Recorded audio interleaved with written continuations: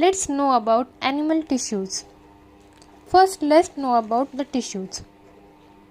What is a tissue? In multicellular animal, a group of similar cells along with intercellular substance, and it performs a specific function and it is known as a tissue.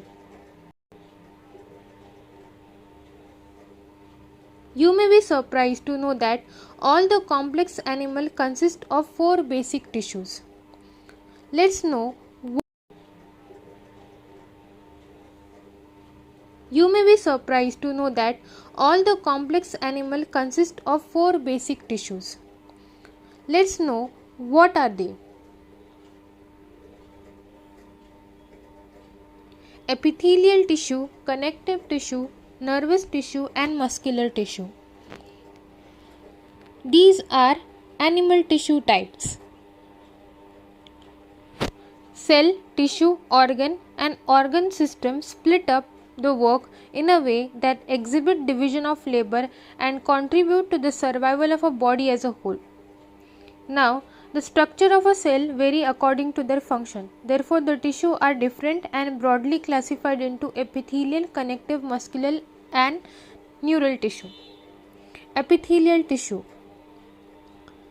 Epithelial tissue as epithelium. This tissue has a free surface which face either a body fluid or the outside environment and thus provide a covering or a lining for some part of the body. A cell are compactly packed within a little intercellular matrix. There are 2 types of epithelium tissue, namely simple and compound. Simple epithelium, it is composed of a single layer of cell and function as a lining for body cavity, duct and tube. The compound epithelium consists of 2 or more cell layers and has a protective function as it does in our skin. The basic structure modification of a cell is simple epithelium is divided into 3 types, that is squamous, cuboidal and columnar epithelium. The squamous epithelium, it is a single thin layer of flat cell with irregular boundaries and they are found in the wall of blood vessel and air sac of lung and are involved in functioning living like forming a diffusion of a boundary. And cuboidal epithelium, if we see, it is a composed of a single layer of cube like structure cell and it is commonly found in the duct gland and tubular part of the kidney where it is found in the nephrons and its main function is secretion and absorption. The epithelium of the PCT, that is proximal convoluted tubule of nephron in the kidney, it has a microvilli, and the columnar epithelium is composed of a single layer of a tall and slender cells.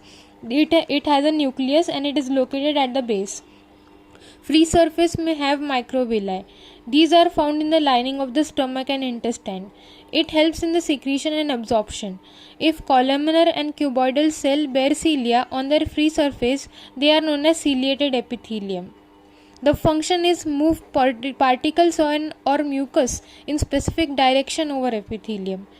Though here the mainly present in the inner surface of hollow organ like bronchi and fallopian tubes which are present. Some of the columnar and cuboidal get specialized for secretion and they are known as glandular epithelium. There are many 2 types of epithelium, unicellular which consist of isolated glandular cell, that is the gallbladder cells of the alimentary canal, and multicellular consist of a cluster of cell of salivary glands.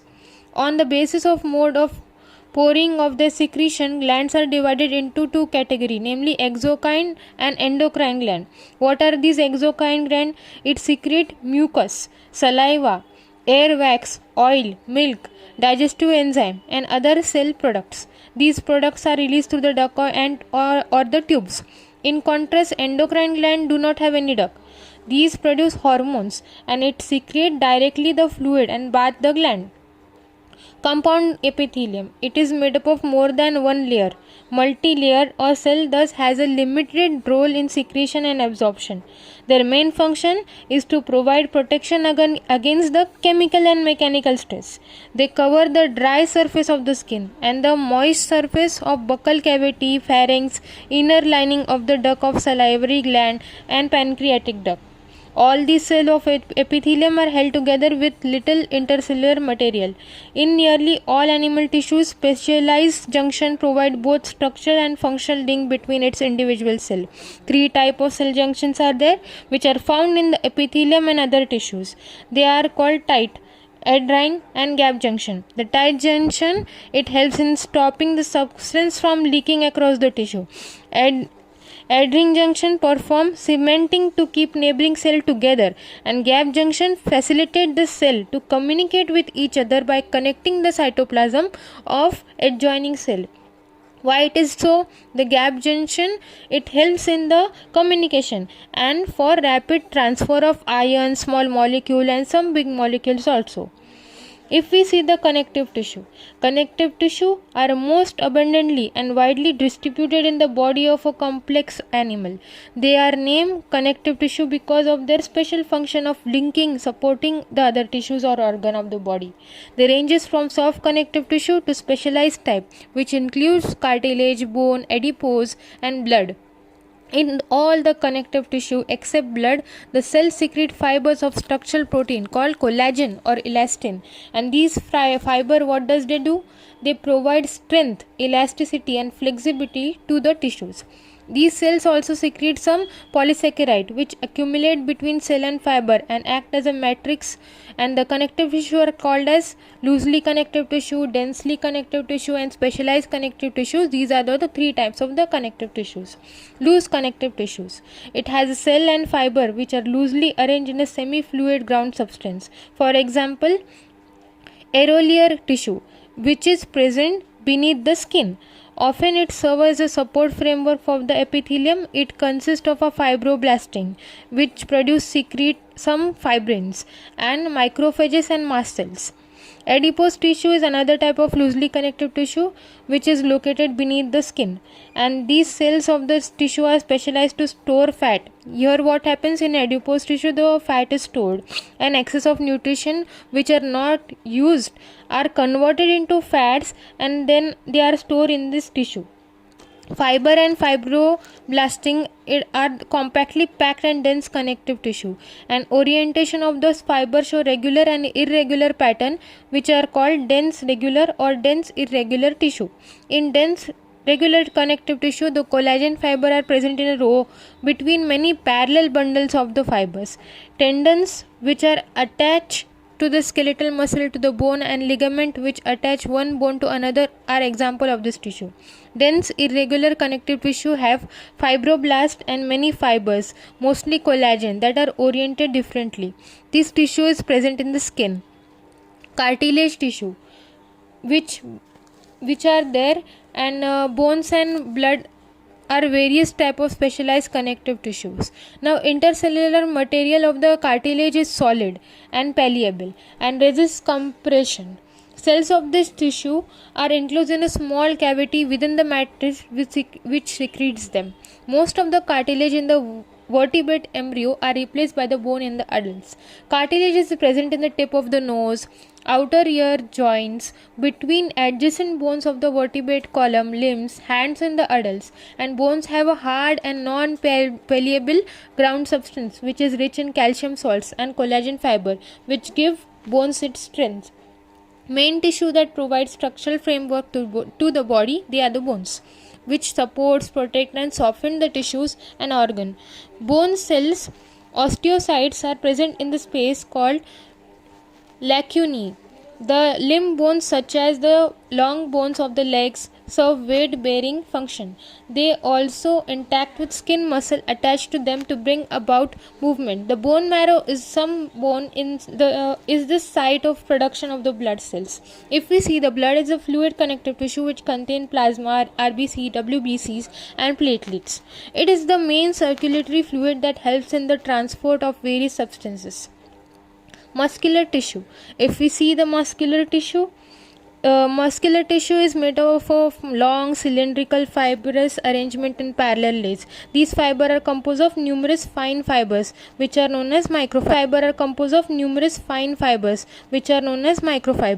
And microfibrils, here the muscular fibrils, it contract in response to stimulus, then relax and return to the uncontrolled state and in a coordinate fashion. This action moves the body to adjust to the change in the environment to maintain a position of various parts of the body. In general, muscles, it plays an active role in the movement of the body. What is the main role of the muscle? It's a movement.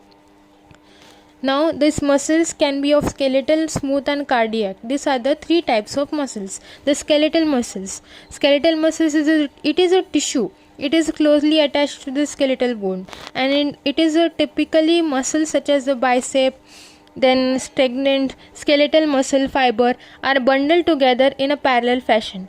A sheet of tough connective tissue enclosed several bundle of muscular fiber is present. If we see the smooth muscular tissue, it is a fiber tapered at both ends, fusiform and does not show stagnation. Cell junction hold them together and they are bundled together in a connective tissue sheath.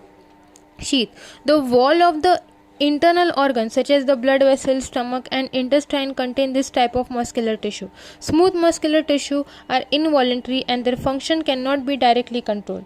We usually are not able to make it contract merely by thinking about it, as we can do with skeletal muscle. Cardiac muscle, it is a tissue. It is a contractile tissue which is present only in the heart, and the cell junction fuse to the plasma membrane of the cardiac muscle cell and make them thick together. Communication junction, intercalated disc at some fusion point allow the cell to contract as a unit. That is, when one cell receives a signal to contract, its neighboring cell are also stimulated to the contract. Neural tissue. Neural tissue exerts the greatest control over the bodily responsive changes and conditions. Neurons. If we know the neuron, the unit of neural system are excitability cells, and the neuroglia cells are also present, which consist of the neural system, protect and support the neurons. Neuroglia make up more than 1.5 of the volume of neural tissue in our body. When a neuron is suitably stimulated, an electrical disturbance is generated within the sphincter traveling along its plasma membrane. Arriving the disturbance of the neural ending or the output zone trigger event that may cause some stimulus or inhibit a adjacent neuron or other cell. Thank you so much.